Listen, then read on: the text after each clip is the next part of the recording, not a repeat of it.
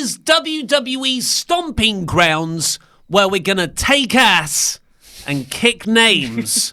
Is it in trouble? I'm Ollie Davis. This is Chopper Pete Quinnell, and welcome to the Raw WrestleRamble review, where, of course, as always, we are joined by WrestleTalk.com's Randy Andy Datson, taking your super chats, which we'll get to in after the first discussion point about Stomping Grounds. And, of course, press the thumbs up button, give us a subscribe if you haven't already, and also go over to Screenstalker, our video game and movie channel, and subscribe there too, because we just had a really funny Let's Play go up. We did. Laurie and I really suck at Cadence of Hyrule. It's really hard because we have to try and keep rhythm. That's the whole purpose of the game. And then we had a challenge where we tried to purposely put each other off the rhythm. So it was really hard, but really fun. You should give it a watch. And there's a funny Let's Play coming up soon with me. I'm looking forward to it tomorrow. Anyway, exciting. This all comes from not only last night's episode of Raw, which was watchable. It was what a joy. A-okay. Yes. It also comes from WrestleVotes, who are a very, very reliable source on Twitter. They have stories that pretty much always come true. They've got one of the highest success records that I can think of. And their tweet is, WWE is aware of the poor ticket sales for Sunday's pay-per-view event in Washington State, which is Stomping Grounds. There has been kick talks... ass and take names. Sorry, that's the full title. Full title. There has been talks of shaking up the card. Nothing I can confidently report on, though, yet. So, there are discussions backstage about changing a few things on Stomping Grounds, which is headlined at the moment by Dolph Ziggler and Kofi Kingston in a cage. Mm-hmm. No one really buys into Dolph Ziggler as a credible threat. Roman Reigns versus Drew McIntyre, which was built up pretty well on this show. Well, Roman Reigns versus Shane McMahon was built up well on this show. Yep. But we've seen that match at WrestleMania, and it was by far the worst thing on it in terms of being tedious. And headlined by our good friend Baron Corbin versus Seth Rollins for the Universal title, which, again, we've already seen. Yep. We saw it at Super Showdown. Corbin lost because he got in a tiff with the referee and was rolled up. So he's claiming that he deserves a rematch. And nothing really has been booked to make him look strong. And I think WWE know that. And even on this go-home episode, they didn't make him look strong. They made him look pretty crap. So all the intrigue is on who will he choose and reveal as the special guest referee. Mm-hmm, yeah. So you would have thought if they were going to shake things up. I mean, they've got a pretty good track record if they have to shake things up for a pay-per-view. It normally turns into quite a good pay-per-view. Like, the thing that comes to mind is, I think it was either TLC or a different show when they had a round of mumps, was it, that went round? Where Yes, Roman TLC. Reigns and Bray Wyatt couldn't compete. And then suddenly we had Finn Balor versus AJ Styles, and we got the return of Kurt Angle in-ring in WWE. Poof, out of nowhere, it's like a much better show. So I think when their backs are really against the wall, when their backs are on the ropes, they can pull out a really good show out of nowhere. So I was really hoping to see a bit more from this Raw of them just like changing matches and throwing things out that weren't working and making these new crazy matches that we really want to see. But there wasn't that much of it, which was really kind of disappointing, honestly. We've still got a SmackDown to go. And with wild cards, I guess anything can happen. So we could see a completely different card come Sunday. But yeah, there wasn't that much change, unfortunately. I guess instead of what they did is they just started to treat what they've got with actually well. Yeah.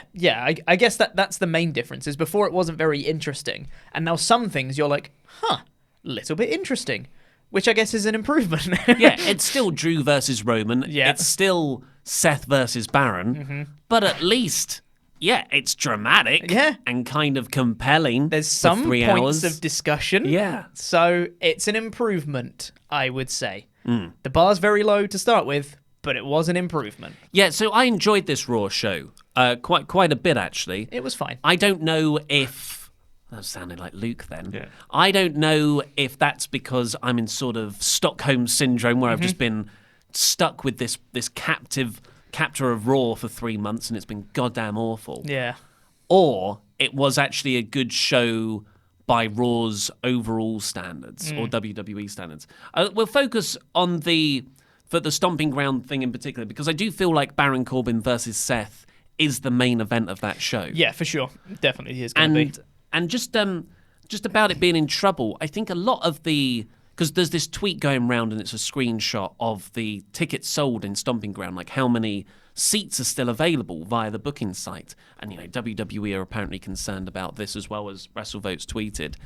And that's just a few days off the back of All Out selling out their 12,000 seats in just 15 minutes. So there is pressure on them now. Yeah. And when it was reported a few months ago, oh yeah, one of the planned feuds going into the summer is Baron Corbin versus Seth Rollins. Yep. It's not like, oh my God, I never saw this coming. Yeah. Where has this lack of interest come from? Yeah. When really it's down to Corbin in that main event slot. And they haven't even done anything to build him up. No. It's literally been, he was the former Raw acting guy, whatever. They did the feud with Kurt Angle, feud, quote unquote, with Angle. Wasn't really a feud, but whatever. And then he retired him, sort of, which no one really cared about because Kurt Angle's last run wasn't very inspiring anyway. And then all of a sudden they're just like, oh, so he's good enough to challenge for the Universal title now. And I was like, what? No, he's the mid-card guy. Why is he here now? So they've done nothing to make him look great other than retire Kurt Angle, who wasn't that good in the first place on this last run. I meant even within the confines of this go-home show. That's true. So let's run through what happened. First off, Elias kicked off the show. SmackDown's Elias. He revealed that he was invited there. Wildcard number 1. Yeah. He was invited there by Baron Corbin. Mm-hmm. So are those the rules? I don't know. I don't know what the rules are. That won't be the last time we ask that. No. Yeah. And so he was invited there to reveal himself as the special guest referee for the match this Sunday. Cool. So that is set in stone. Elias is going to be the referee on Sunday. That's the announcement made to kick off the show. Big announcement. Whoa, okay, cool. We've got Elias as a referee. Nope. In comes Seth Rollins with a chair. Bonk. Hits him on the back. Hits him on the back a few more times. And then suddenly the commentary team are like, oh, I bet Elias is having second thoughts about that now. What? He's just been confirmed for it. You can't just then say he's not the referee after just telling us he is the referee. No, Pete. He was hit by a chair. He's out of action for at least 8 days. He's going to miss Sunday's Stomping Ground. Have you seen any hardcore matches ever? I like how Baron Corbin was also hit by a chair by Seth Rollins on this show, and he was out at the end of the night.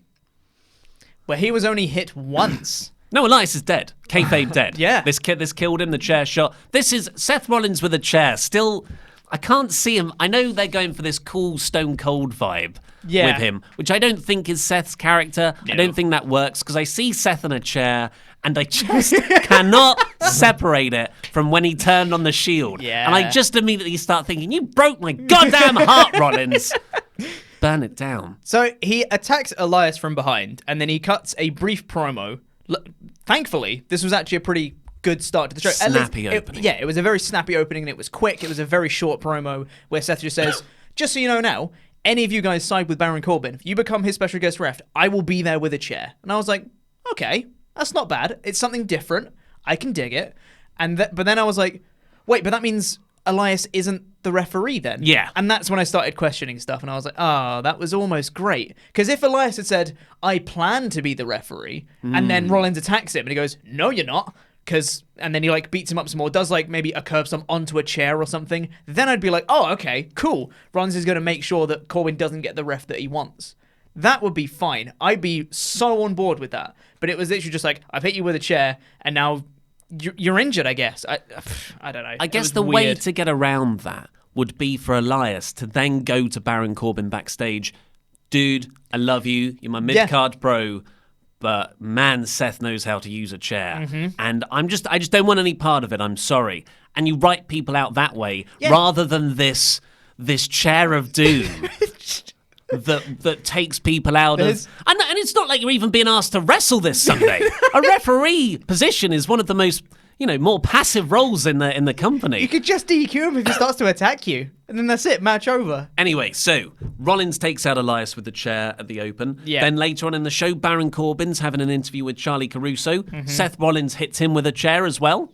Yeah. Sort of reaffirms the chair thing. Bonks him on the back and just says, something. I can't even remember what he said. It wasn't important. Then later on, Sami and Kevin Owens, Sami Zayn and Kevin Owens, had the Sami and KO show, the return of that, and they brought down Baron Corbin to reveal who the new special guest referee is going to be. And Corb says, well, someone who can count to 1, 2, 3. It's EC3. I didn't mind this at all. I was like, okay, sure. And then when EC3 came out and he mimed and he went 1, 2, 3 to that, and I was like, that looks cool. I'm totally on board. That's fine. Were you suckered in? Did you think, oh my God, I mean, they had that segment with Luke Gallows and Carl Anderson on this show. This feels like a new revamped Raw. Are they now pushing EC3? No, Because I did not think that. He feels very mid-card of evil. Like, you could does. slot him in there and he wouldn't, that wouldn't be a problem to elevate him that much. Yeah, no, I didn't buy that they were pushing him, and I figured that Rollins was going to attack him probably right then. But, no, I wasn't like, oh my God. But I was on board with like, oh, EC3, that's cool, that's decent. I can dig Ollie it. was worked. I was worked. You were worked. It was when he Again. started crying that he really, Yeah. Ollie really bought into Claiming it. about broken wrists, So you know. Seth ran in and hit him with the chair, which, of course, I didn't see it coming, but it makes total sense. And that was funny. And then... And then EC3 died. yes, so this is the power of the chair. EC3 sold 1 chair shot. 2. 2 chair shots. I think it might have been a couple. He hit him once, went down, and then Rollins was just like staring Corbin in the ring. And then I think he hit him one more time, or maybe 2 more times tops. That's it. EC3 is now comatose.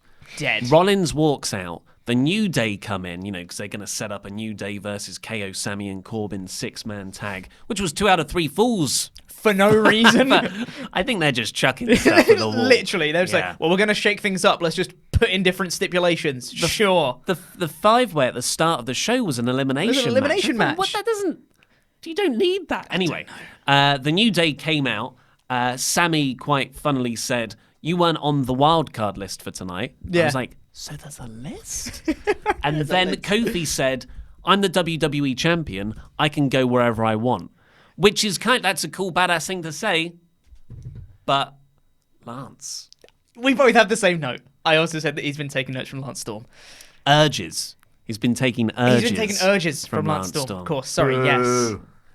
So We like Lance We Storm, like Andy. Lance. We don't actually dislike him. It's just all very funny. It's a funny bit. So the champions can appear on both brands. They're also wildcards now, which kind of defeats the point of the women's tag team championships being floating championships, because now all of them are, apparently. Yeah.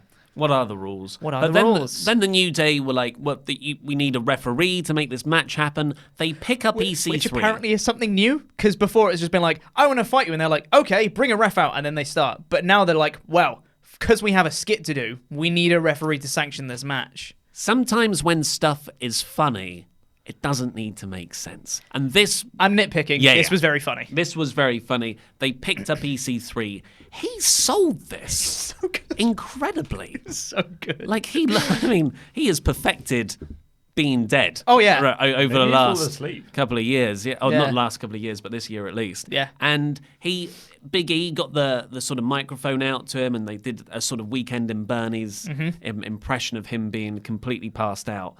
And they got the match underway, and then there was another referee in there. Yep. I thought that would have been really funny to have passed out EC3. Just in the middle of the ring, and officiating they the match. wrestle around him. That would have been amazing. That was a shame. But yeah, that's another example of the power of the chair shots. Later on, Baron Corbin is talking to Eric Young backstage, asking him to be the special guest referee. And Eric Young's like, maybe I'll think about it. Walks off. Seth comes up to him. Are you going to be the special guest referee there, Eric Young? Eric Young's like, no, I just said I'd think about it. And Seth's like, yeah, me and you go way back. That's cool. Seth walks into the background, turns around, hits him with a chair, kills Eric Young. Yeah, hits him repeatedly this time, though. He lays about 6 or 7 chair shots into Eric Yeah. Young, which was weird.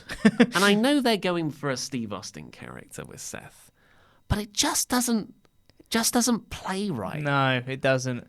I felt sorry for Eric Young. Exactly. He didn't even confirm that he was going to be the ref. He was literally like, I don't know. I'll think about it, maybe. And Rollins like, well, close enough. Yeah. And I don't know. The main event was Daniel Bryan versus Seth Rollins, which was... Oh, sorry, another important thing. The New Day versus KO, Sami and Baron match. Baron accidentally hit Sami Zayn. KO and Sami were like, well, we're out of here then. They beat up Baron a bit. Kofi hits the Trouble in Paradise on Baron to get the third fall. So Baron, the guy who's fighting for the title this weekend, took the losing fall in this match that could easily have been booked around. Absolutely. So WWE, like, sure, they're worried about stomping grounds, but how can they be worried about stomping grounds and not think that in part has to do with the challenger for the Universal title having zero credibility as a threat? Yeah, it is backwards to me. I don't understand. I can see how Baron was protected in this match because he got super kicked by Owens when they left, and then it immediately went into a Trouble in Paradise from Kofi Kingston, who's the WWE champion. So sure, he lost. He lost to a WWE champion with interference from his own team, so he's been protected in that sense, but he still got pinned at the end of the day on the go-home show when he's supposed to be fighting Rollins when he had zero other momentum in the first place. He really needed this show to come out looking like, yeah, I can totally win. And he didn't. Yeah. It just says to me, WWE believe the real hook of the pay-per-view this Sunday is who will the special guest referee be. Yeah. That, like, to them, that's people are going to tune in to find out. I couldn't care less. No. And that's the thing. Unless it's Brock Lesnar, it's going to be anticlimactic from how much they've built it up. The only way this can pay off if it's a debut, a return, or Brock Lesnar. Those are literally the only options. And if it's someone like Bray Wyatt, that would be awful because that's Bray Wyatt's debut. That should be not as a special guest referee in a Baron Corbin-Seth Rollins match. Just saying it is making me angry. Unless he's the cardigan Bray Wyatt, and after the match he flips and turns into the Fiend. Okay, I could actually be into that maybe, depending how that goes. I do this a lot where that definitely can't work. It can work if they do it right, but I wouldn't want to see it. But like, there's no one else that could even possibly fill the hype unless it's Brock Lesnar. Like that is it. And even if Brock Lesnar does come out to be the special guest ref, that still doesn't make any sense. Because then, if Baron somehow wins, if Lesnar costs Rollins the match, Lesnar can then just cash in on Corbin, and then he'll just become Universal Champ. So Corbin wouldn't want that either. Yeah. What's the solution? I don't know. Yeah, they've really put themselves into a corner here, and I doubt they even know where they're going to go with it. I don't think they know who the special guest ref is. Yeah, I Reft. think this is something that they'll change quite a few times. Maybe it'll come out in a few weeks. Yeah. Who was the original one and how it's been changed. But they tried to give Baron back some heat at the end of the show because the Bryan Rollins main event, which I really enjoyed. I thought it was a really good in-ring match based on a really fun story of that Seth has never beaten Bryan. And that is the sort of story you should build a major pay-per-view feud around. They're big stars. Yep. But they gave it away here and wasted it with Seth winning and then Baron beating him up afterwards with the chair, holds the title aloft as we can see in this thumbnail there. And I'm like, if Baron was always going to stand tall, why couldn't he just cost Seth the match and you protect that storyline with Bryan? Yeah. Seth doesn't lose anything. He's been kicking ass all night, like as a kind of as a heel, but who cares? Yeah. And it builds the pay-per-view this Sunday. Yeah. I think it would have made so much more sense, and it would have made Corbin look like he's an actual threat to Rollins. Maybe Rollins is distracted by, the threat of Lesnar or something like that, and they can play off that. So Corbin can say, well, when you're not focused on me, that's when I'm going to, when I'm going to strike and I'm going to take the Universal Championship off you. That's a story they can use in the match. But they opted to not do that because they wanted Rollins to stay strong, which I can see because he's Universal Champion. Sure, you want to keep him strong, but then to just have Baron just attack him with a chair afterwards, which is supposedly a heel move, despite Seth doing it the whole night. I didn't want to boo for Corbin after he hit Rollins. I was like, yeah, you go, you get your revenge. Yeah, after what happened to Eric Young. Yeah, after he got hit with a chair early in the night, and all the people that he's associated with got hit with a chair early in the night.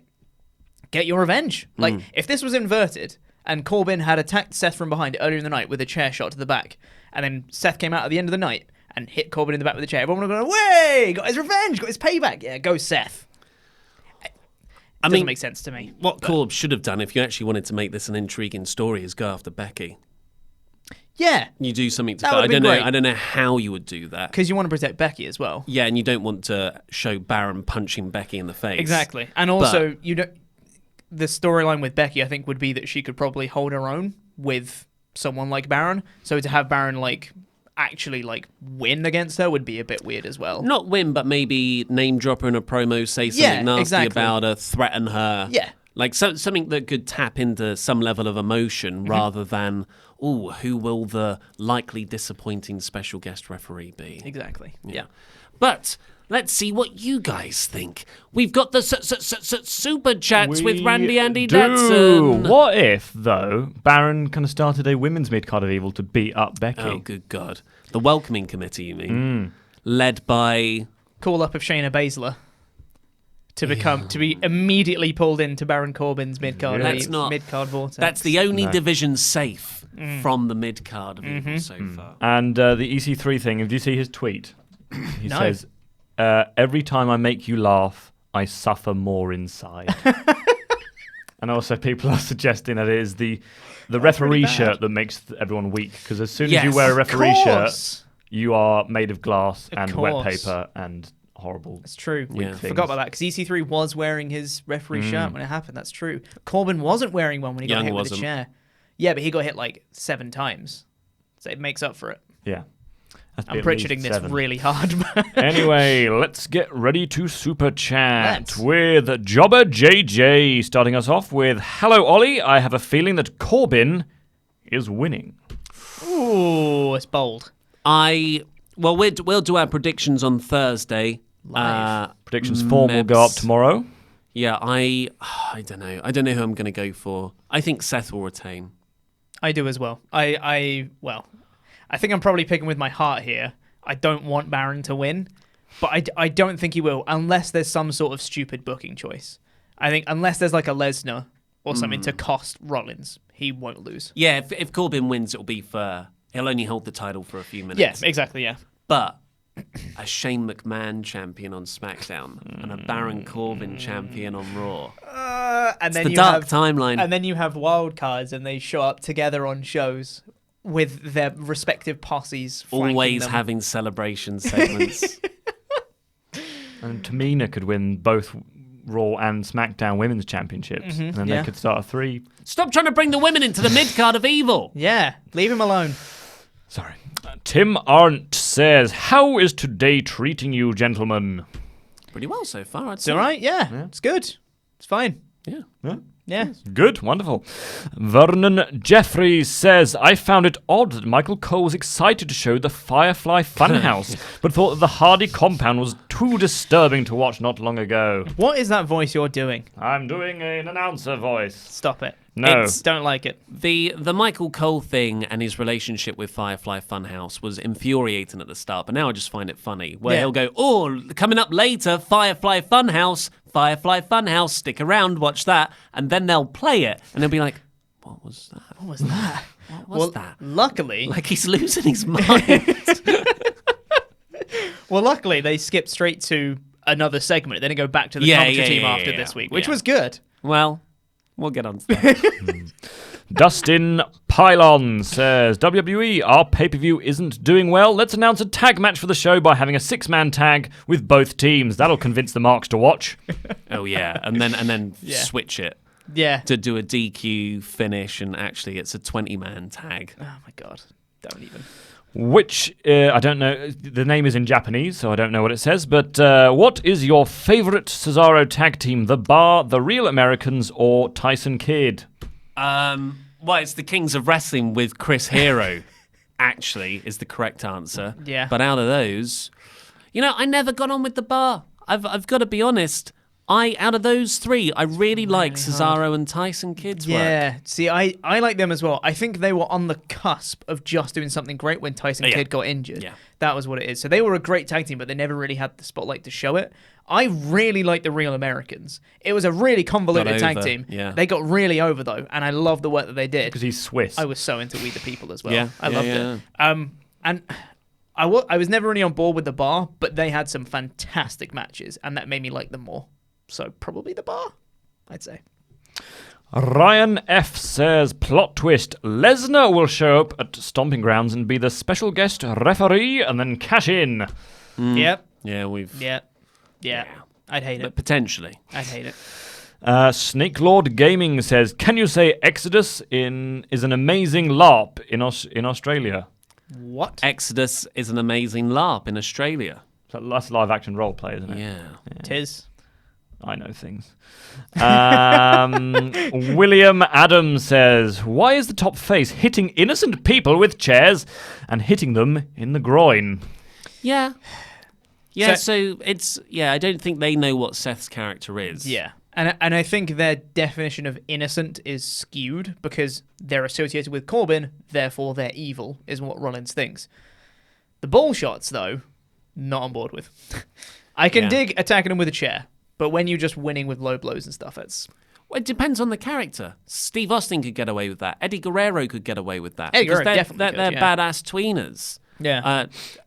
But Seth really needed, and it all stems back to when he came back after injury. He should have just come back as an out-and-out babyface, denouncing everything he did before. But he didn't. He came back, and he was like, oh, Stephanie, we go back, you know. He should do that laugh again that he did. Every time he did the ball shot.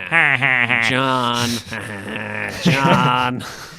It's so bad. I feel Japanese name again says, which would you rather have? Abs like Finn Balor, a moustache like Robert Roode, or hair like Tanahashi? Hair like Tanahashi. I think everyone... I'm really torn Everyone now. in this office would like hair like Tanahashi I'm because really no one torn has hair. now because obviously hair is a thing that I don't have much of, so I would very much like hair like Tanahashi. However, I've been obsessed with Finn Balor's abs for ages. Yeah. They're so good, and I love them. and I want EC3's them. abs don't get a lot of love. They're impressive. They are. I mean, EC3 as a specimen is impressive. Great bod. He's an action figure. I've been to the gym 5 days in a row now, and I am pretty much the same. You know that's bad, right? You need rest time. No, I'm not doing very big workouts, just little ones. Okay. Randy doesn't need rest. Yeah. Who needs rest? His rest is is for weaklings. Yeah. Michael Dominguez says Ricochet versus Joe will be refreshing. Also, hi Andy. Hello, Michael. Ricochet versus Joe. Yeah. So that Hopefully. was set up on this show for the US title this Sunday. Yeah.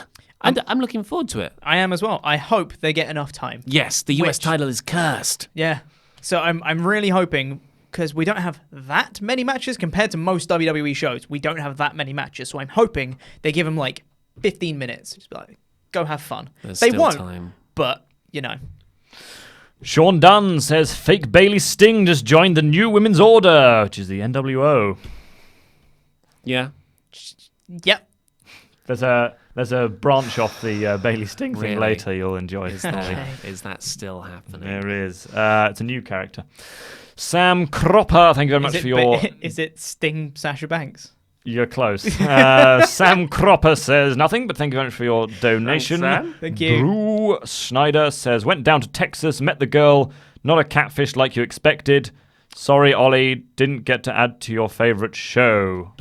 I don't know This what that is. was, wasn't this last week? Someone said they were going to meet someone they'd met online. Maybe. And I might have forgotten. yeah, well, I'm glad it worked out for Yeah. you. Yeah, well done, good. I'm Drew. also slightly disappointed it wasn't a stupid story. But I'm more happy for you.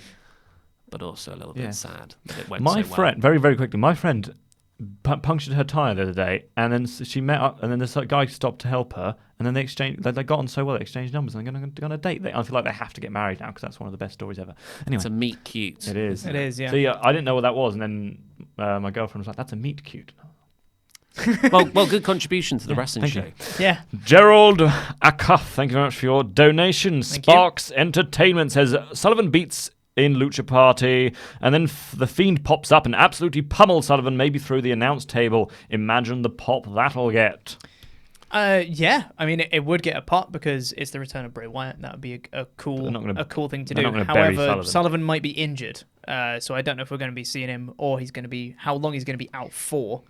But I also don't want to see Bray Wyatt feud with Lars Sullivan on his return feud. So there's that. Yeah, I don't think that's a good idea. Nor will it get a big pop. Any sort of pop will just be because it's Bray Wyatt returning. Exactly, yeah. Not because that's an intriguing story. Yeah. Ooh, Stream Slayer. That was a terrible one. Never do that again. Turned 21 yesterday, spent Happy raw birthday. drinking with friends and got to watch Baron Corbin hold the Universal Championship high. What a birthday! Go Corbin. That must have been fun. Yeah, go Corbin. Go Corbin, Team Corbin. Should we just try and do what Simon Miller does and just enjoy the product? I tried. Yeah, come on, Baron Corbin. Come on, Corbs. See, What a heel. Is Simon Mirror Baron Corbin? Yes. My friend who I stayed with before, and he lives near me. We meet up for most wrestling shows. We'll meet up and drink and have a good time. He is a huge Baron Corbin fan, and he's like, there is no need for him to get as much hate as he does, because he just loves everything that Baron Corbin does. So he's just like, yeah, Baron Corbin, Universal Champ, yeah, let's go. And I'm just like, I don't know if we can be friends. He's a troll. Your friend's a troll. He is very Let's just much do a a troll. few more because we got the rest of the show to go through. Yeah, KJ, here we go. Ollie says, since Bailey Sting is a thing, can we have Sasha Biker Undertaker? Biker Taker is the best version of Taker, plus it'll be a nice refresh for Sasha. No. No. I'm on board with Bailey Sting. I'm not on board with Sasha That would be Biker hilarious. Taker. Dead man walking. It's just Sasha on a Sasha tricycle. Sasha Banks comes out in the full Undertaker on a motorcycle, gets off and does the little Electric scooter. thing she does. Oh, God. Alice no. Wolfer says, thank you for watching this so I could actually enjoy my birthday yesterday. Happy 25 to me. Happy 25, 25th Alice. birthday. Happy And 25th come on, birthday. Corbin. Team Corbin. Come on, Corbs. Right, go. we will do 3 more for now, I suppose. Michael Dominguez again says, oh my god, Rollins versus Corbin in a chairs match next. Ugh. Yeah. It could be the way they're going. Yeah. Yeah. But TLC's a while away. No, but I fully... Extreme Rules, though. There'll be It's a... the next Is it? show. Yeah. Oh, God. Oh, Yeah. God. Yeah. Oh, no. Yeah. Oh, it Yeah. is. Yeah. And it's in Philadelphia, so you know it's going to be extreme. But chairs match. Okay. Crazy Lewis says, I want to see a pic of Luke riding a llama. Because Well- it's in Peru. Well, if he gets a picture of him riding a llama, we'll be sure sure to to post it. show it. I Yeah, guess. we won't put the thumbnails up here for an entire week. It'll just be Luke on a llama. And finally, for now, Jobber JJ496, Ollie Davis #1 fan says, Nicholas for the special guest referee. He's not really in that storyline, though, is he? No, I mean, I'd no. love it. He's the son of a referee, John Cone. That would be he's got- be funny.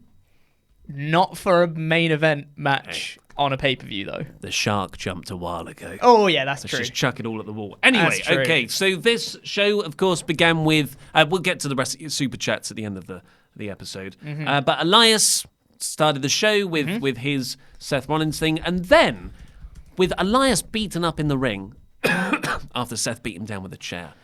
Each one of the 5 US title #1 contenders came out for their 5-way elimination match. Each person who came in, be it heel or face, Bobby Lashley or Ricochet, hit a move on Elias. I didn't get it at all. It was funny, and I was like, huh, that's cool. But I was like, aren't Bobby and Elias friends? Like, why Yeah. is Elias just getting trashed on by everyone? I think it was just funny that, again, when stuff's good, you don't... the don't have to question nitpicks it. are okay, but Yeah. the Bobby Lashley thing makes no sense. I feel like it should have been the faces doing it and probably not the heels. And then I probably would have popped mine and been like, hey, that's cool. Yeah, screw you, Elias. And then, like, the 2 heels came out afterwards or something like that. I don't know. I think it gets over more when the heels do it as well. I 'cause guess it that's true. shows how much disdain they have for Elias. But why do they hate him? He's done nothing. I don't know. Well, Cesaro kind of makes sense because he's not out and out a heel. That's true. He's just a bit nasty to Ricochet. Yeah, and I Backstage. also would have got it if any of the heels were from LA because Elias was trashing Mm-hmm. LA before Rollins came out. That would have made total sense as well. And I've been well on board to that. But Bobby Bobby Lashley. Lashley, yeah. So they had a 5-person elimination match. We They referred did. to this earlier in that you don't have to make it an elimination match because while all 5 guys had their individual moments to look great, I thought Cesaro really looked the best. there was a spot early on where he picked up Braun Strowman on his shoulders, sort of threw Braun Strowman on the ground, and he's just being awesome Cesaro, and then he got pinned. Yeah. Like 2 minutes in.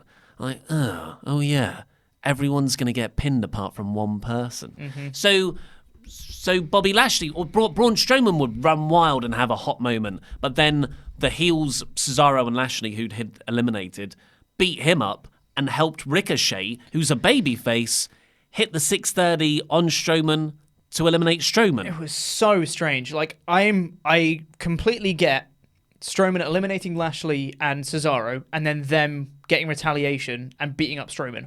Completely on board with that. And then even after that, if they left and Ricochet kind of just came to on the outside of the ring and saw Strowman down and went, okay, let's do this. And he went up, hit a 630 and like pinned Braun. Awesome. That's a great way to protect Braun and make Ricochet look good. But Ricochet hit the 630, seeing that they'd beaten up Braun, and then they all pinned with Ricochet to eliminate Braun, which made Ricochet look rubbish because he's siding with the heels, it looks like. And then I think the commentary tried to play it off and just be like, oh, I don't think Ricochet can believe what just happened. It was like, but he knew what he was doing. He saw the whole thing. That didn't make sense to me. But the rest of the match I thought was really fun. Yes. It was so much fun. Oh, yeah. The match was very fun. It started off so quick as well. As soon as the bell rung, you could see people just like throwing each other and diving drop kicks and all sorts of stuff. Cesaro's spot, I popped big for when he lifted up Braun. And he didn't just like drop him, he threw him upwards off him, which was crazy. amazing. Yeah. And then I put I'm enjoying myself with it as a note because I couldn't quite believe that I was enjoying myself in a Raw match. But yeah, and then Strowman slams Cesaro, eliminates him. He slammed Lashley and eliminated him. He starts running over Miz and Ricochet, which is when Cesaro and Lashley beat him up and Ricochet eliminates him with a 630. So then it's just Ricochet and Miz left in the match. It goes to an ad break, and when we come back, we have like 5 minutes or so with Miz and Ricochet at the end of the match, with some nice back and forth. I thought they wrestled a pretty decent TV match. There was some few nice counters here and there, and Miz went for a skull crushing finale, and Ricochet rolled him up, and then there's a counter and figure fours and stuff like that. Eventually, Ricochet hit the 630 and won. So now he's the number one contender for the US title against Samoa Joe at Stomping Grounds. Time to kick ass and take names. Yeah, which I thought was a really cool way to start the show. Because you had the really snappy opening with Rollins and Elias, and it was like, boom, chair shot. Ooh, exciting. And then you have the Fatal 5-Way, really quick, fast-paced. I'm like, wow, this is different. This is nice. I'm enjoying myself. Didn't like that bit with the Ricochet spot, with him sort of going heel a little bit there. But apart from that, really cool. It didn't go heel. He just looked like a coward. No, it looked heelish, is what I'm saying. Yeah. He didn't turn heel, but it was like a heelish moment, and I was like, that's a bit weird. Yeah, I thought this was a really fun, fresh way to open the show, but we can't get around the fact that fundamentally it's built on nothing. Yeah. And that you can have this same fun match and just have one pinfall. Yeah. And Cesaro, Lashley, Strowman brawl outside, Ricochet pins Miz. You know who would have been pinned though? Ricochet. Cesaro would have been pinned if it was a Fatal 5-Way and they wanted Ricochet to win. He was pinned anyway. Yeah, I know he was. Doesn't matter. But that would have made me sad that out of 5 people, Cesaro was the one that got pinned. Yeah, because you should just waste all 4 people rather than just one sacrificial. They don't get wasted. You're right. I'm just holding WWE to a higher standard. Anyway, Samoa Joe then beat up Ricochet immediately after. Looking forward to that match. That's kind of a dream match if Samoa Joe hadn't been booked into nothingness for the last 6 months. Yeah, very excited for it. Then a picture of Seth Rollins and Becky Lynch kissing on the MTV Movie Awards red carpet. Yeah. Also, bit weird, if my research is correct, which it probably isn't, but I think it is, The Rock won an award at the MTV Awards, and they didn't mention it. But they mentioned the fact that Seth Rollins and Becky Lynch were there.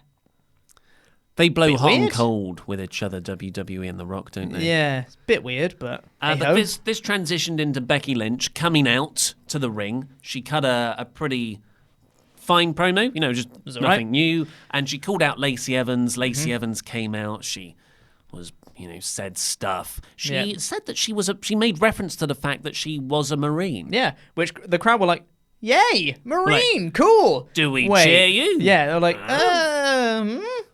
Armed forces do no wrong. Yeah. What happened now? Exactly, yeah. How do I feel? It was actually... I'm questioning my values. Exactly. Housemate Simon actually had a very good tweet that I saw this morning, which was that, like, it seems like such a convoluted way to get to what they wanted to say, because Evans bringing up that she's a Marine means Lynch can't trash her for being a Marine. She's like, oh, well, you know, I've got to commend you for being a Marine, but also now you're trash. Why not just say you're trash in the first place and don't mention the fact that you're a Marine? Because then you have to, like, circumvent this thing that you've just said. Like, just don't mention it. It didn't make any sense to me. But, yeah, Lynch was essentially saying, you're a Marine. Why would you be doing all these backwards tactics and attacking people from behind you, doing all these crazy things? And I was like, yeah, that is a really good point. Why is Evans doing that when she's a Marine? And it just made the whole crowd just be like, huh? Yeah, it was a bit weird, that. When they said the Marine thing, I just more thought, but why are you dressed like someone from the 40s? Yeah. You just made me ask more questions about who you really are, as if I didn't believe in you as a character anyway. Exactly, Now you just said that you were a Marine. Yeah. Makes even less sense. Exactly, yeah. So Evans tries to get in the ring. Lynch hits a Bexploder immediately and walks off wearing her hat. That was the go-home angle. It was fine. Like it was quick. Yeah, it was quick. It wasn't fine. Yeah, at the very least, it was quick. I like the fact that Lynch took a hat. If that's anything, like, that's really minor, though. Like this Lacey Evans feud. I know. I told you so. Everyone was like, "Yay, Lacey Evans!" I was like, "No, this is Becky Lynch's feud for the next 4 months." Yeah, and that's what's happened. We're doing fine if it was 1 month, but it wasn't. Yeah, one bit that Becky, a line that Becky had in that promo, which I thought she was not going to follow up on, was, the next time you get within striking distance of the man, I'll give you what you deserve. And I was like, I bet you she doesn't. I bet you, because they did it before. Lev Evans will come out, and then they won't fight. But credit to them, they actually did it, where Evans tried to get in the ring, and immediately Becky just exploded her, like, through the ropes. And I was like, okay, at least she doesn't look stupid. Yeah. Thank God. Then the Revival, who are the tag team champions. It was a really cool shot here. Totally forgot that they were as well. Yeah. There was a really cool shot where there was a camera filming sort of from ringside, the ring, that is, and then it turns round, tracks through the crowd, goes into one of the sort of entrance areas, and the Revival are walking along as they do that, and they follow them through, and they go into a room which has Shane and Drew celebrating in. That was all one shot. Yeah. That was very... That was very AEW in how they film their sort of, not their in-ring wrestling, but their sort of backstage stuff on a gib, I believe it's called, where you kind of track people around. Yeah. So I appreciated them trying something new. And at least as well, it was shot very differently, and Shane's VIP lounge looked very different to the normal, like backstage party segments that they have, where they just have a room that looks exactly the same, but it's got tables and snacks in it. At least this one actually looked like a VIP lounge. It looked like a nice place to be, which was good. And crucially, it wasn't in the ring. Yeah. Shane McMahon is so much more bearable when he's not in front of a live audience and he's just backstage there. Yeah, it's a whole different dynamic. And then we got the Baron Corbin interview where he was hit by Seth's chair. Then Daniel Bryan and Rowan came out to rag on Los Angeles. So how many wild cards is that? Is that just number 2? I've got a total at the end if we want to do it. Let's just haven't look at the total all at the through, end. Yeah. And they rag on LA, and they say they're going to beat up Rollins later on because Rollins has never beaten Bryan. And then they say how they're the best tag team in WWE. Cue the Viking Raiders. The Viking Raiders music, and they walk out and they just have sort of a stare off, a beard off, as it were. Yeah. Like ships passing in the night, and then they go down to the ring. Bryan and Rowan disappear. That was a nice bit of future foreshadowing. I like it. Yeah. If they ever follow up on it. No, yeah, which well, that's they another won't. thing. But and the Viking Raiders just beat a local enhancement squash team. some local talent, do the Viking experience, 1, 2, 3. It's nice to see him on Raw. First time in over a month. Yeah. Yeah. But then, and this was such a frantic opening to Raw. I know we've been down on it, but it really was... We're down on the sort of fundamental bits, which makes it sound a lot worse, actually. The dressing and the superficial side of it was actually quite exciting. Was?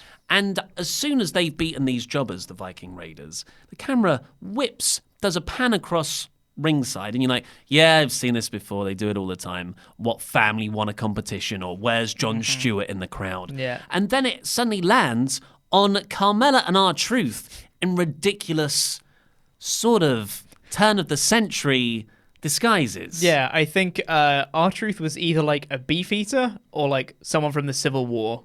Holding a baby. Yeah, and Carmella had a moustache, I think. Looked like Abe Lincoln. Yeah, a little bit. Sexy Abe Lincoln. It was a bit weird, but it was very funny. And then eventually the commentators start playing it up. The crowd started realizing who these people were, and then eventually they're like, "Oh no, we've been spotted!" And then they kind of drop their disguise and start running as the undercard rushes out to try and grab the 24/7 title as per usual. What happened to R-Truth being trapped in a crate from last week? Yeah, they dropped that, obviously. They mentioned it on commentary, but that was...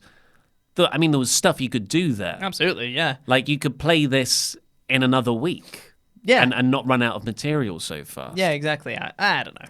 But hey, so Truth went under the ring. Yeah, and the guys are trying to first they tried to lift up the LED screen ring apron, which I found funny. Yeah. But then they lifted up the other apron and they pulled out Titus Worldwide.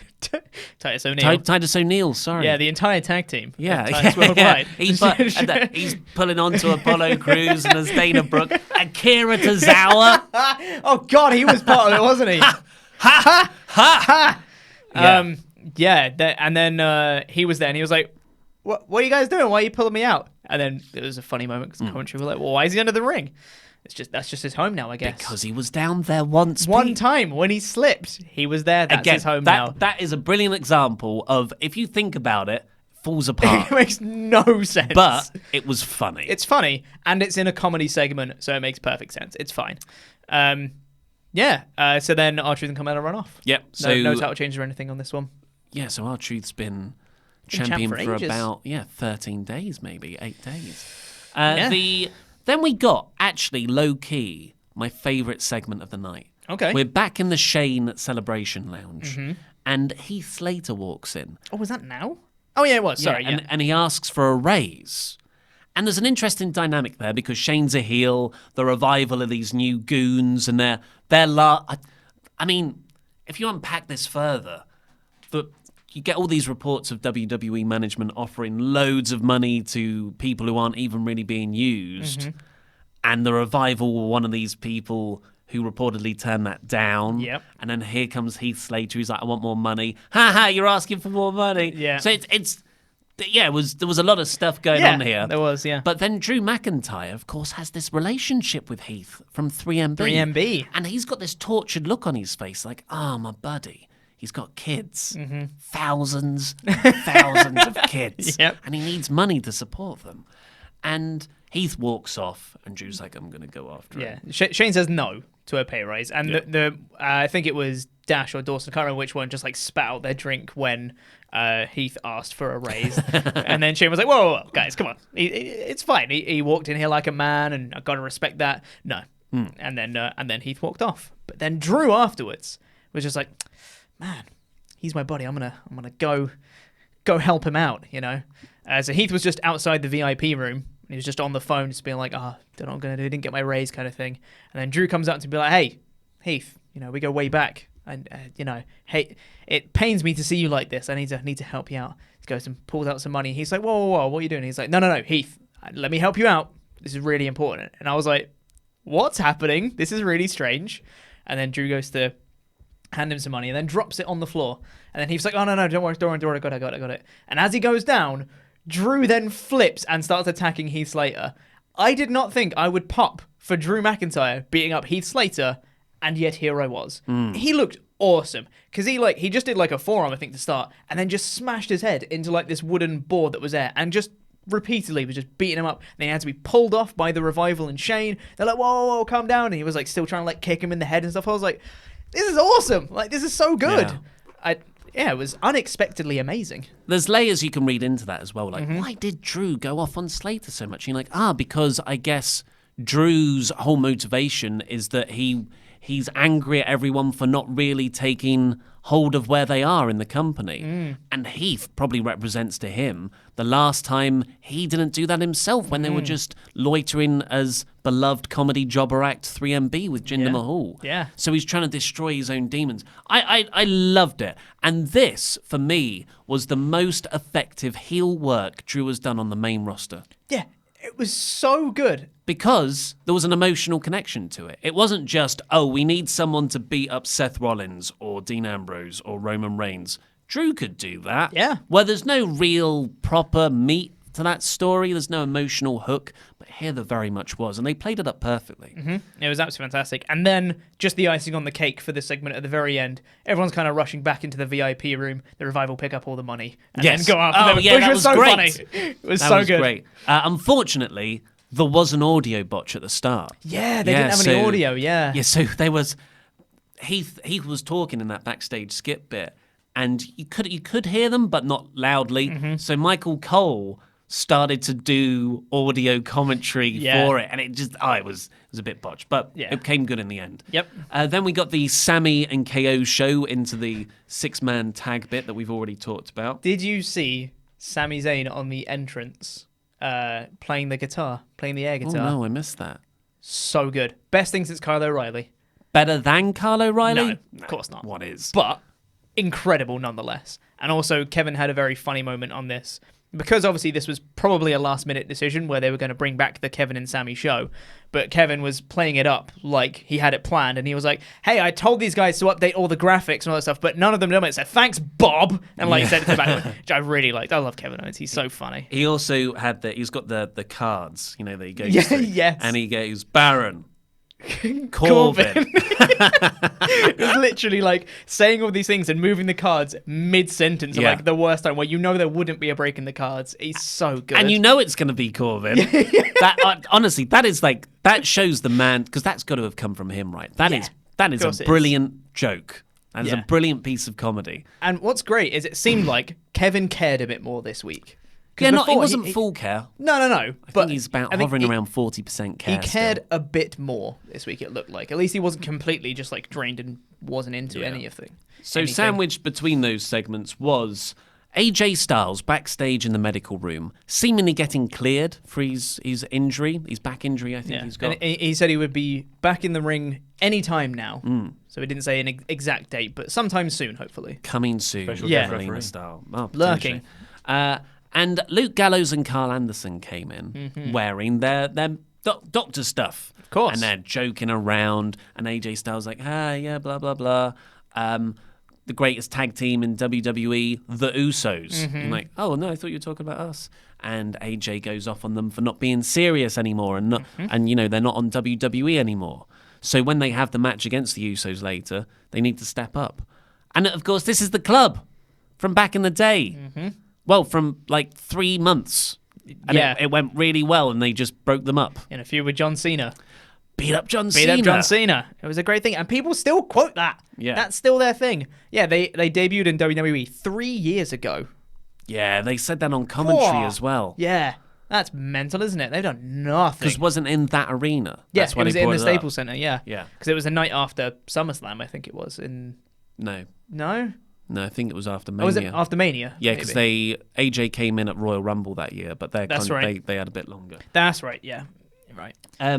So this is seemingly setting up a storyline for the club to get back together. Ideally, yeah.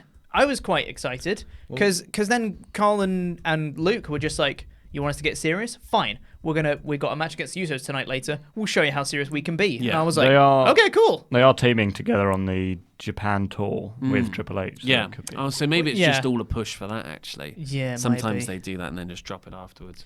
Yep. Then we got Alexa Bliss and Nikki Cross having whatever the hell they're doing with their characters. Alexa did we talk about the match? Oh, we did. Yeah. yeah. No, sorry. Yeah. Alexa gave Nikki Cross a coffee cup with a scroll in, and Nikki unfurled the scroll, and it said, "We'll have a women's tag team title shot tonight." And I was just like, this isn't good. No, it's really bad. Because they want to push Alexa's mug for merch. And they're like, well, we need to have something in the mug. We can't just give her a mug.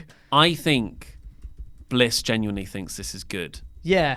And this is coming from her. Yeah. Just from what came out earlier this year about the guy seeing her topless. That was apparently all her idea. Yep. The coffee stuff. It's not funny. And well, maybe it could be funny if it was performed better, but it's weird because she's such a good promo and she's so good at acting usually. Yeah. But this isn't working. No, not at all. Then we got Paul Heyman come out and he just said Brock Lesnar's not here. Or is he? Or is he? Cash-in won't happen. Or will it? Or will it? Yeah. Yeah, this was tired. Well done for talking about the entire stipulation as it's been for the last decade. Like, I don't know. And he says that he's not going to be the referee on Sunday because he's scared of a chair, I guess, or something. Or will he? Or will he? Yeah. Then Baron Corbin did the Eric Young thing. Then we got the Usos taking on Gallows and Anderson. And Gallows and Anderson came out the gate here dominating the Usos. And I thought, hey, okay. We had the EC3 thing. We had, like, Raw does feel different. Maybe this is a soft reset for Gallows and Anderson. And then they were beaten by a double super kick in about 2 minutes. Yeah. They looked really good. They did the move, I really hate the name of this move, but they did a Boot of Doom, which is, one of their bigger moves. It's not Magic Killer, but it's up there. And then, they still looked right. They were still dominating and they still had control. And then it was the Usos came in and hit a double super kick and won. It was like, oh. And then they showed AJ Styles was backstage watching it. And I was like, okay, this feels a bit more big time. It's not just some throwaway segment to set up Revival Usos versus Gallows and Anderson. And they just wanted to have Styles on the show. So they just kind of threw him there.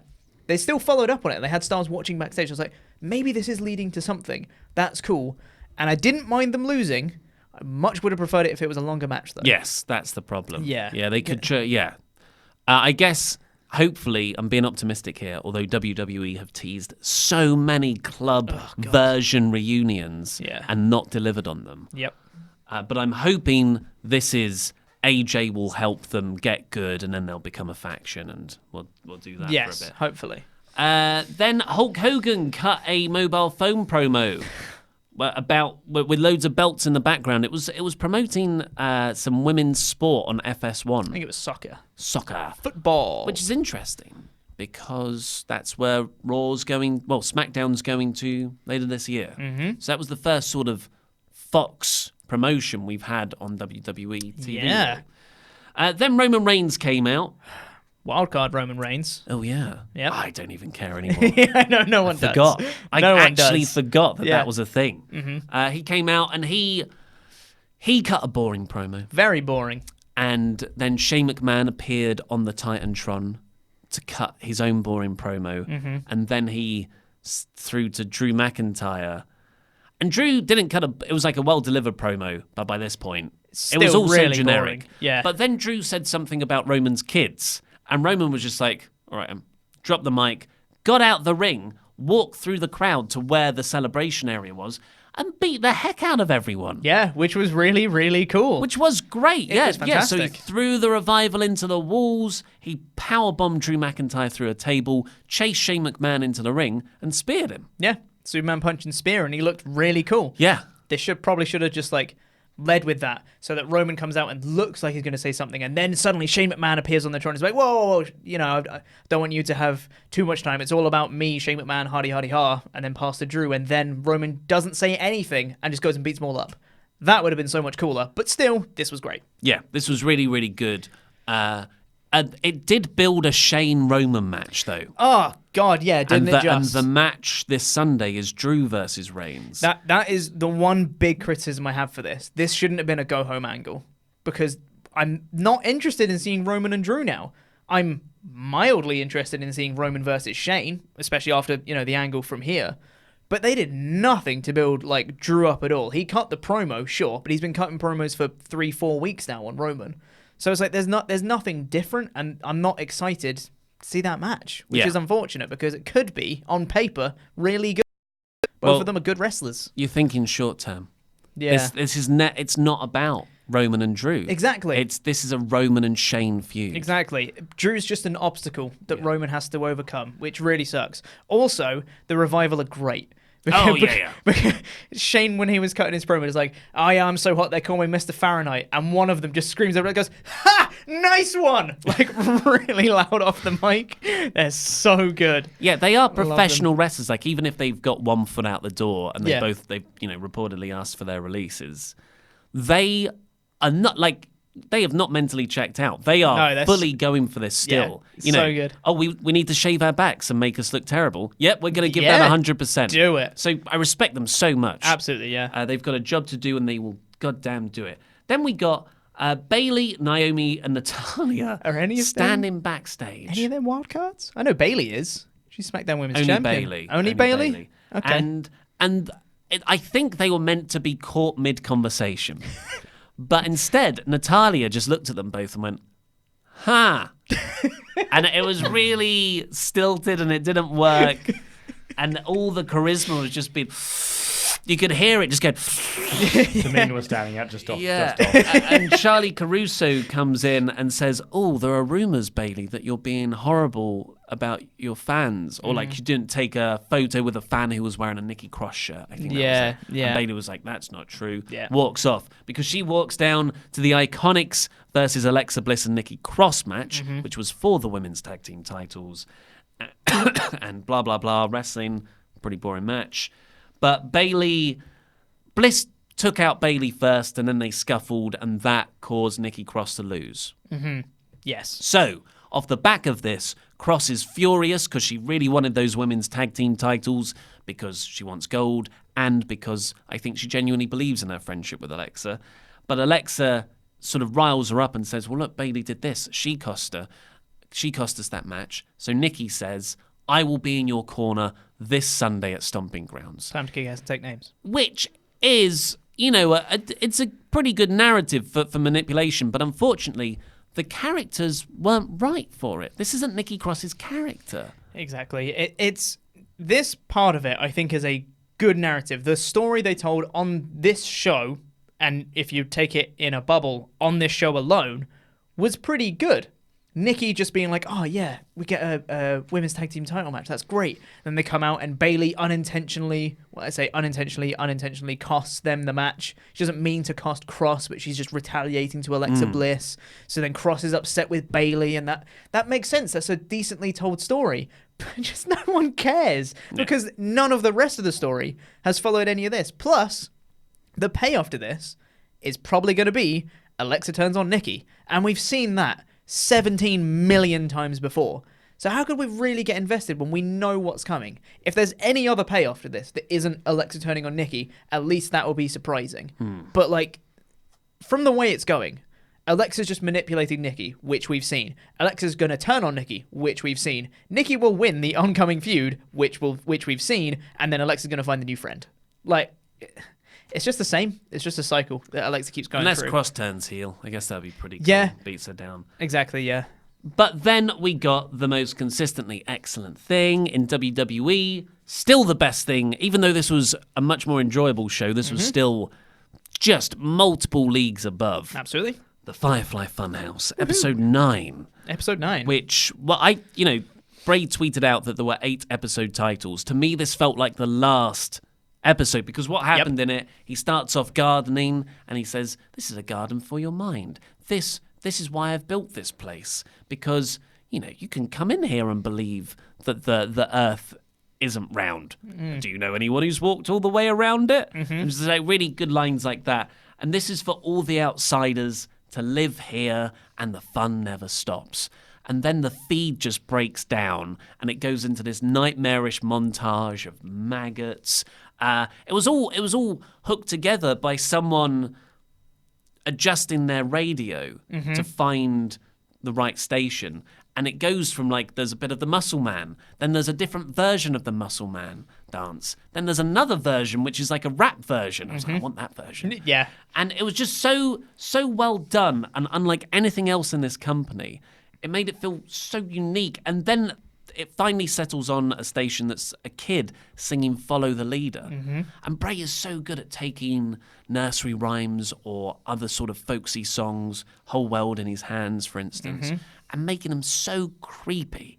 And that's what he's done with Follow the Leader. I hope that's, that the whole crowd starts singing Follow the lead. Is that the right tune? Follow the leader. Yeah. Follow the leader. That's right, isn't it? Sure. Isn't there a hip hop version as well? Like, follow the leader. That's another one. Yeah, thank Maybe. you. I doubt that one will be Maybe. played.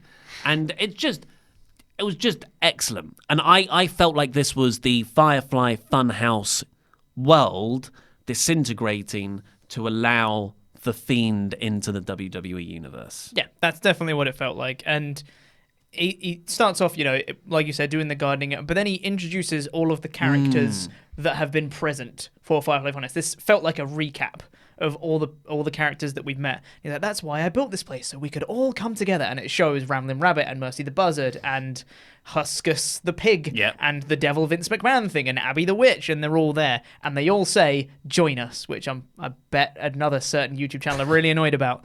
Adam Pacitti actually tweeted about that. He said, I'll see you in court. Oh, yeah, because they came up with the creepy phrase, join us.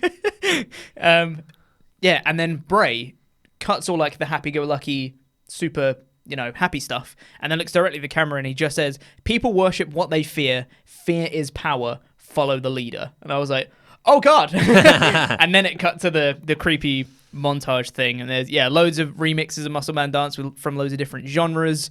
Then there's a Let Me In at the end, and I was like, okay, I'm very excited for this, and also really creeped out. So it was terrific. It was amazing. And they cut to so next week, of course, is the Raw after a pay-per-view. Stomping Grounds is Sunday, and that just makes sense for Bray to show up in the new pay-per-view cycle, and then it builds to Extreme Rules. That all seems to fit together quite neatly. So hopefully we'll see The Fiend or Bray Wyatt at least re-debut at least next week. Yes, but hopefully. then it cuts from that, not to Michael Cole going, where am I? It cut to Daniel Bryan and Rowan doing a little gorilla position promo before they went out. Yeah. And I thought, that's silly. It's a bit of a jar to not anyone talk about what just happened. Yeah. But Brian Alvarez brought up on Wrestling Observer Radio, like Charlie Caruso's doing the interview, and he said, what would you have asked her?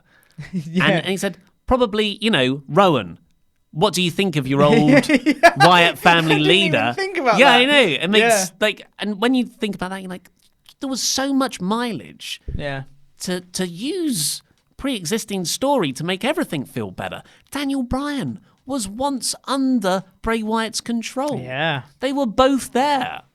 Yeah. But anyway, and then we got the Daniel Bryan Seth Rollins main event, which was very good. And Baron Corbin stood tall at the end. There was one bit in that gorilla promo that Brian and Rowan cut. Well, Brian cut. Well, I think he stumbled on his words a bit, but he managed to play it off. So I had to rewind it just to make sure. But he said, he was talking about Rollins not being able to beat him. And he said, but do you know what he hasn't done tonight? Hasn't ever done, and hasn't ever done, will never do, is he has never beaten Daniel Bryan. And I was like, The best in the world at what I do. Sounds like that sort of structure. Yeah. But yeah, overall, this was a much more enjoyable episode of Raw than what it has been. Yeah. But overall, I would say this should be the bar. This should be the bar, the standard, and then a really, really good show would be better than this. And a core show would be better than this.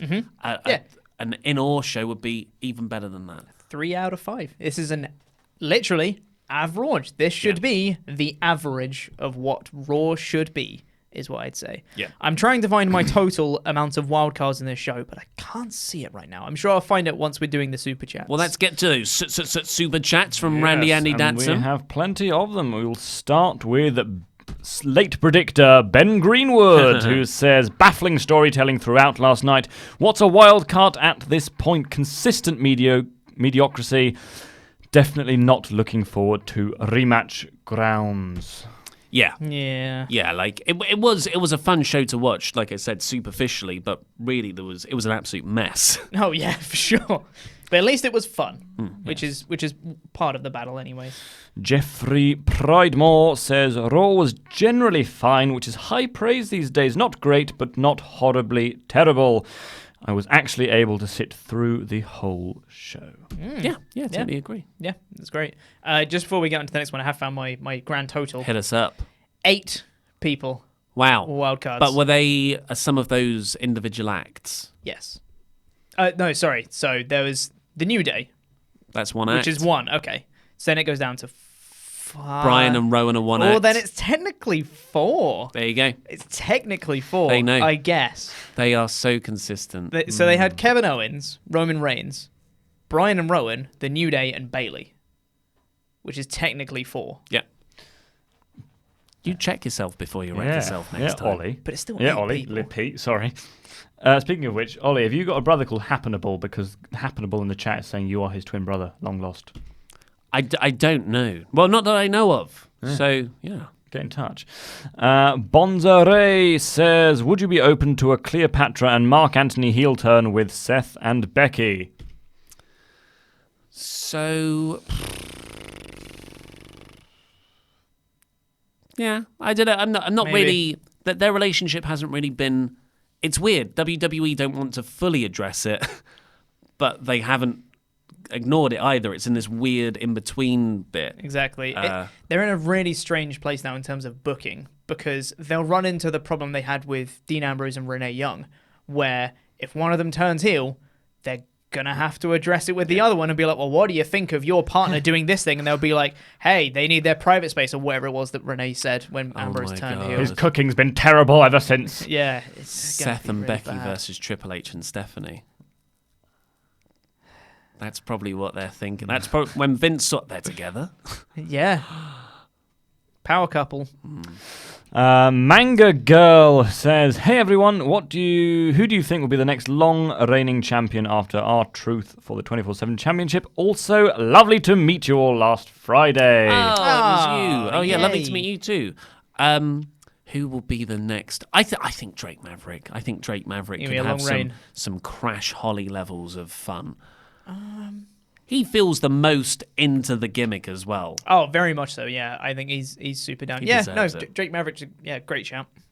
Edinol says, think we might see a Bullet Club storyline. If they push them as a faction, it could really win back some viewers. I don't think it will win back any viewers, unfortunately. No. I think you need a lot more than that. But now you said the thing about the Japanese house shows.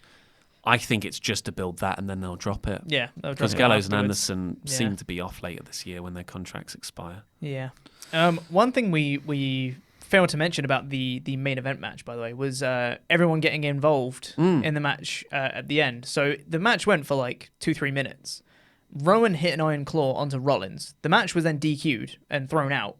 And then the New Day came out to even the odds. And then Kevin Owens and Sami Zayn and someone else. The Revival And the Revival Usos. came out, and then the Usos came out to even that. Everyone started brawling, and then the Mike Rome just announced, he'd be like, this match is going to be restarted one-on-one with everyone banned from ringside. And then Michael Cole says, whoever made that decision, that's great.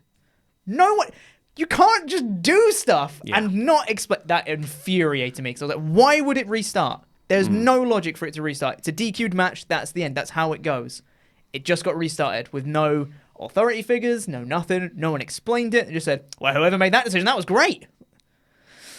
Angers me. Pete, we have got Anyway, quite a lot of these to get through, so if you could No. shorten your rants. No, I will not. I will not Hangman silence myself. A.J. Wilson says, Wyatt should be a ref... No, he shouldn't. Sorry. Sorry, Hangman. Shorten your Wyatt rants. should be a ref of being at the end of Raw as babyface Wyatt, because would keep fans intrigued which Wyatt would be at Stomping Grounds. I don't think Wyatt is a good choice for. No. Tomo says, even though Stomping Grounds is having poor ticket sales, Michael Cole will somehow still claim the arena is sold out. Mm-hmm. Agreed. Oh yeah, record-breaking attendance. I mean, at least. They even That'd did be it. the highest ever Stomping Grounds attendance. Yeah, I mean, they even did it on this Raw. And they did like a big panning shot where they showed the front row of one side and then the whole rest of it and said, packed arena here in Los Angeles. Well, it wasn't, but good try. Michael Montiel says, Wonder Ollie for referee. Yeah, well, yeah. I'm waiting on the call. I just need Vince to agree on the I money. didn't think you were Wonder Ollie. No, aren't they two completely different I'm his entities? agent. Oh, right, yeah, of course. Right, of course, yeah. Raw34 says, why does WWE hate Elias? I think I'm gonna cry. I don't think they do hate Elias. They don't hate Elias, but they're treating him like a comedy act, which is kind of what he is. Yeah. So I don't mind. Probably having a great time. Yeah. Austin Baker says Seth Rollins with the Big Show chair that would be great. I forgot about that. turned The up Big that Show's big chair massive when he was chair. at the chairs match against Sheamus. And then Sheamus took the pin And his of one hit of it. Or his reinforced ladder. Yeah, Ah, I like that. Bigger God. and bigger chairs. 2 chairs like Darth Maul. Yeah. Jeffrey Irizarry says putting on a ref shirt adds -100 to defense. Yeah, It's true. Yeah, completely forgot wipes about it out. RJ Calmarin says, how would you book EC3 back to relevance again? To AEW. Put him back in NXT for a bit. I would say have him win some matches. It might be a good start. Having him win a surprise match against someone that's quite good. See, they started right. He beat Dean Ambrose. No, they didn't start right. Well, yeah, okay, no, they didn't start right. When he was in ring, they did the right thing. He got a surprise roll-up on Dean Ambrose. Like, whoa, that's cool. Then they had the rematch next week where EC3 can get a convincing win and be like, oh, he's a big deal. And Ambrose won, and then that was it. They'd just broken that Ambrose was leaving the company. So Yeah, I know, Ambrose yeah. was No, I'm saying if, in isolation, that idea of him getting a surprise win and then, winning convincing the next week and then he starts to build a bit more momentum, that makes sense. They did everything wrong because he was backstage looking in a mirror for weeks on end before that, and they broke the story of Ambrose and stuff. But, in isolation, that one idea... Pete, for 5 minutes. We've got quite a lot of these to get through, so if you could shorten your rants. JD48 Jet says, is Seth Rollins turning heel? He seemed very heelish. No, But he no. isn't. WWE just don't know how to book baby faces. Yeah, exactly. Or heels. Tim Arndt anyone. says Seth attacked Sami at Money in the Bank. Oh, yeah, that's not... Ooh, we will no. never know. There's no point. No. Bailey Sting did it. Yeah. Yeah. Bailey Sting now did everything we can't explain. Biker Sasha. Through the pipe, Kevin Owens. Derek B says, do your best Austin Powers impression. Love you guys. Oh, baby. I don't know. I can't really do one. I can't really do I one like either. God. That's not Austin Powers. I can do other characters. Let's go member. Let's do rapid fire. Yeah. Rapid fire. Tomo says, chair on a Alright. chair on a chair on a chair on a pole and a chair match. Book it. Yes, a totem chair match. Yes, perfect. Jeremy Smith says, hello, gents. Just had a basal cell carrying carcinoma cut off my face. Now I'm in the waiting room waiting to hear if they got all the cancer out. Wish me luck, boys, and thanks for all the consistent contact. Absolutely, Jeremy. I hope they got all of it out and it never comes back. Yeah, that would be Yeah, take that great. cancer. Yeah. Yeah. Screw you. Yeah. Dan Walensky says, AJ is a guest ref and then he turns heel. I wouldn't mind that. Yeah, I can dig That's it. a legit top heel then. Yeah. As opposed to That'd mid-card be cool. heels. That would be weird. They'd have to try and get around the fact that Corbin chose Styles, but other than that, it could work maybe. Nate dropped surname says Baron should have Dean Ambrose be ref, but it's obviously a lookalike, like they did with a fake Diesel and Razor. Only the heels push that it's actually Dean, Corey. Renee, don't you know your own husband? That's really That good. would be. Yeah. It's a mockery. Hilarious. A mockery of your top title. though. Oh, yeah. It's really good. Limps Tomo fans says ref's gonna be Brock to get chaired by Seth. What? Huh? The ref is going to be Brock, and then you can Just stop rolling your R's. I can't understand Yeah, what you're saying. seriously. The ref, I don't think Brock hope not. is going to become ref. Hope not. But he probably is. Joshua Thompson says, are we heading towards a son versus son-in-law match for the WWE title company after Shane runs the show into the ground, turn it into a story? Probably. I can see the McMahons will probably think the way to save this is more More More McMahons. McMahons, yeah. Triple threat, Stephanie versus Triple H versus Seth, whatever his name is, Shane. David Myers says, Roman is the guest ref, begins Seth Roman SummerSlam angle. God, of all the time, Roman shouldn't turn heel. No, definitely not. I can't believe I'm saying this. No, he shouldn't turn heel. No. Anton H says, Bryan is the ref, leading to a feud with Seth. Yeah, that's not a bad shout. I can dig that. They're on Daniel the Bryan, wrong yeah. rosters, though. Yeah. They are. Oh, yeah, that stopped. Yeah. So many other feuds. Jeff Perulo says Kofi versus Ziggler and Becky versus Lacey in September. Clash of Champions advertised locally. Card subject to change. Card Please, subject to please. change. Don't think it will Yeah, it's matter. not going to be still. It's not No, still going to it be won't Kofi be. Ziggler. God, I hope not. Jake Egan says, I haven't watched wrestling in years, but have binged on WrestleTalk for a few months now. Are any forms of entertainment that you follow secondhand? Are there any? I used to follow Raw and SmackDown secondhand. As did I. Well, when it was unwatchable in the early teens, but Modern movies, because I no. just hear you talking about them. No, I don't know. Not really. Yeah. I'm quite obsessive. I either do follow something obsessively or I don't. No. Most sports that I kind of know a bit about. Yeah. Dog Kingify says, you'll know that this show as a whole doesn't matter since they already announced Seth and Kofi will both be champions at Extreme Rules next month. Card subject to changes. That's my addition. Yeah. Cards subject to change. They advertise things all the time. Tim Arndt says, what if Bray had come out after the main event and laid everyone out to establish him in the main event straight away? That'd have been awesome. That'd have been great. Yeah. Although I think it probably would have been followed up with, well, where's he at Stomping Grounds? But yeah, would have been cool. My best friend Adam Pearson says, can WWE save Stomping Ground, or is it doomed? It's doomed.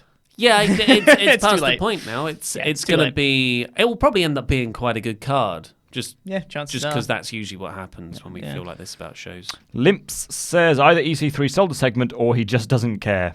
Bit of both. Bit of both. You can save the segment Just fell asleep. and still not care. By I not think. caring, yeah, you yeah. can save the segment. Yeah.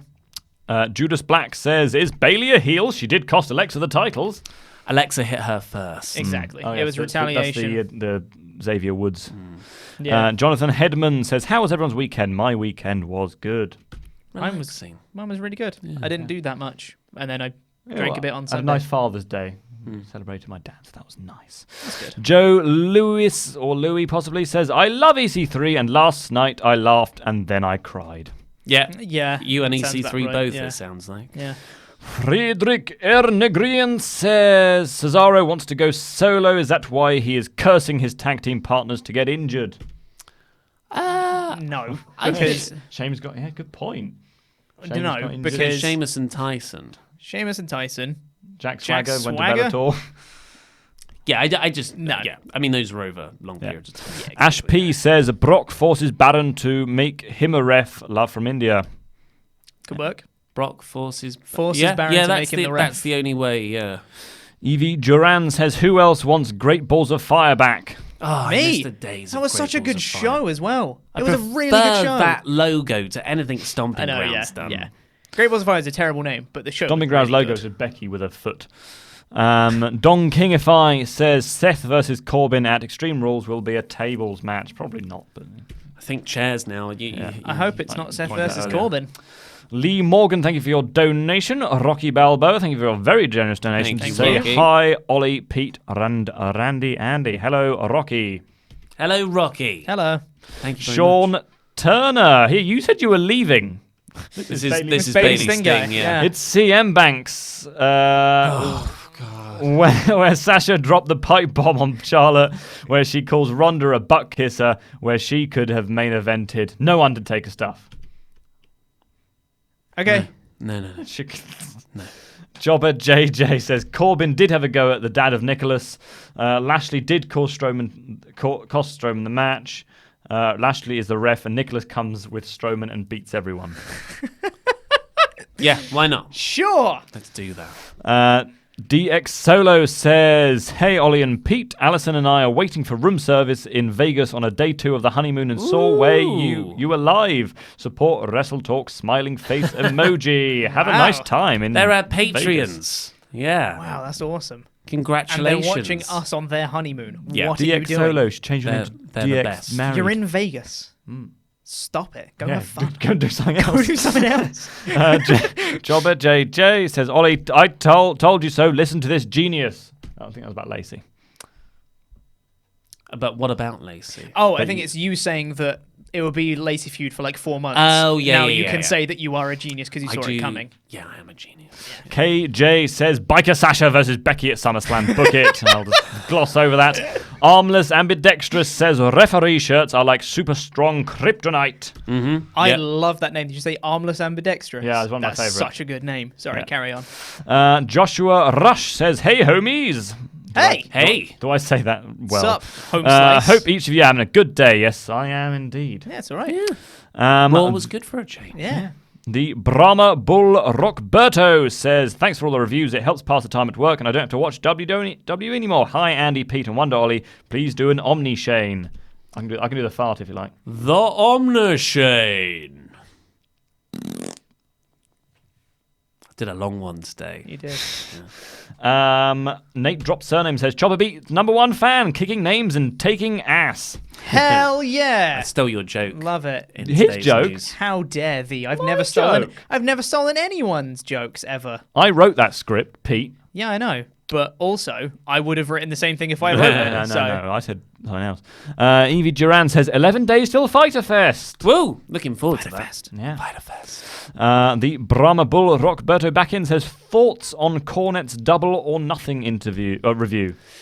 Yeah, so, I mean, he does make some good points. The idea that the pre-show and the Battle Royal was very gimmicky, and do you want to put that style of over-the-top gimmicky wrestling as your shop window? I see, and you know, he's not wrong, but also, it did really well. Yeah. So I think his start. Obviously, the people who think like Jim Cornette aren't going to buy that pay-per-view, but there were a lot of people who don't think like that, and Exactly, they did buy yeah. it. So it works. Yeah, definitely still When does. it works, it works. Yep. Ethan Aldana says, did you see my support WrestleTalk sign? No, I didn't. No. Oh, well, thank you very Is it much on for Raw? putting Yeah. it on Well, Raw. thank you. I guess so. Alberto Hernandez Seron, thank you very much for your donation. Thank you. Christian Perez says, Andy, has anyone told you you look exactly like the bully from It from 2017? I have to look at what he looks like. I haven't seen it, so. Oh, no, I don't. Oh, it's terrifying. Yeah, that's why I haven't watched so it. good. I don't look like that. Me and horror don't get on well. So I'm I not don't- attractive, but I I'm do not look watching like that. Devanti Lee says, I'm going to Stomping Grounds because they never come to Tacoma and probably won't do it again. But if Bryan isn't booked tonight, I'll be so angry. Have you seen that they're That actually is doing true. 2-for-1 tickets now? Oh, really? Because Yeah, it it's- doesn't yeah. surprise me. But yeah, Um, they really need to have Well, yeah. Daniel Bryan booked for the show. Have It's fun. You home can probably state. sit wherever you like. Yeah. Jeffrey Pridemore says, Chopper Pete will not be stifled. I think that was me saying that Your should- rants. Yes. Yeah. Oh, yeah. Do not silence me. Fighter Rock 1 says it's actually 6 WCs with Elias. Wild cards. Wild cards. Oh, Wild yes, cards. of course. Bailey, New Day, Bryan and Rome. Yeah, we talked about the how they Yeah, want to it justify it. it kind of makes sense. Kratos' Forgotten Son, one of my best friends on Discord, says, just saying hello and thank you. Hello. And Oh, thank hello. you. Thank you. And lastly, Jacob Ward says, where is Jason Jordan and when is he back? He is very much injured and probably never. Probably never unfortunately. back, unfortunately. Such a yeah. shame. Although I he know. did wish Kurt Angle a happy Father's Day on Sunday. So Only did. after he was prompted. Yeah. yes, from Instagram. Kurt yeah. Angle Yeah. had to do that first. Yeah. Yes. Thank you very much for all your super chats and for joining us here today. But now, let's do shout outs for our $25 a month or more pledge hammers on Patreon. Woo. Thank you all so much. With our cheap pops. Woo! To Matthew Felbolt. I think it's Tybalt this Tybalt this city. city. Matthew to build this city. Matthew to build this city on rock and roll. Way! Is that Kirsten? Yeah. Kirsten.